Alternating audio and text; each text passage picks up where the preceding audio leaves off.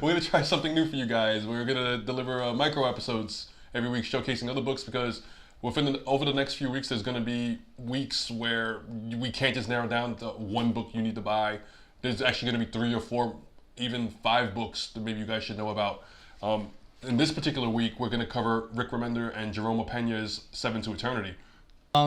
Yeah, basically it's about a family, like a family, the Ostis family. Yeah. They up and leave because of like this impending war, and the father had like this strong stance, and like he wasn't gonna compromise his stance at all. So he just like, fuck this, I'm taking my family. They move 1,000 miles away from when and to the mountains and stuff like that.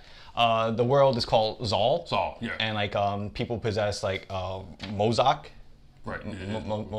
Mosaic. Like it's like magic. It's no science. It's all about magic. Yeah. People have it or they don't. Right. Adam is the main character. Yeah. His father is Zeb, the head of House Osiris, and again, from what we understand, like he was. I'm not necessarily sure it was a pacifist stance, but he decides to not go to war with. I believe it's Garrels. Is the. Well, he wanted like the Mud King Garrels. Yeah. Wanted Osiris to ally with him in this war, and the Osirises decided not to. So yeah, Zeb and moved his family out into the middle of nowhere, and they've been living there peacefully for the most part, from what we understand. Right. And then one day the sky lights up with lightning that's like this otherworldly, like nothing, we ever seen before. And out of nowhere, this guy, the Piper's, and his crew come and tells Zeb, just him, because then he summons. Oh, he summons the other mo- monsters, right?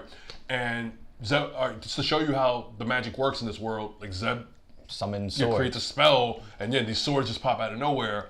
But the Piper is able to like one up him and buries him in mud and suffocates the old man.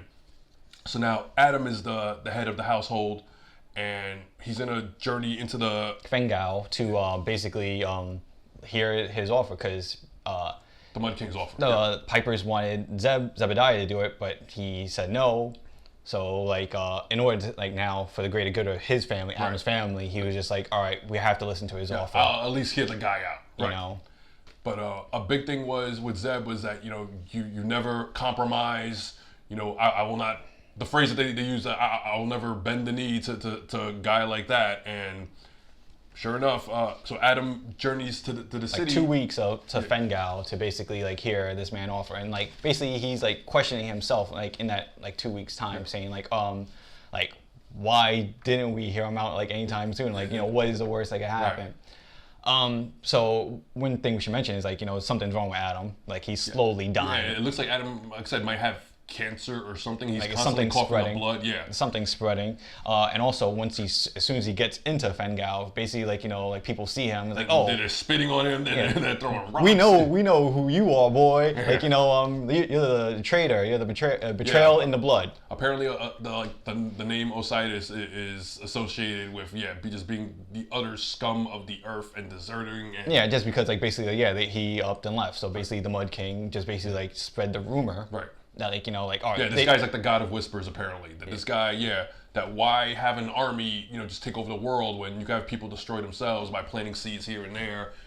And so that's basically what it was. So So Adam makes it to the Mud King, and it sounds like he's gonna hear his offer. To cover the next issue, it looks like Adam does bend the knee, so it's interesting where it's gonna go. Where this is going, it was an oversized issue, like 37 pages more or less, for like $4. There's also like a alternate cover available.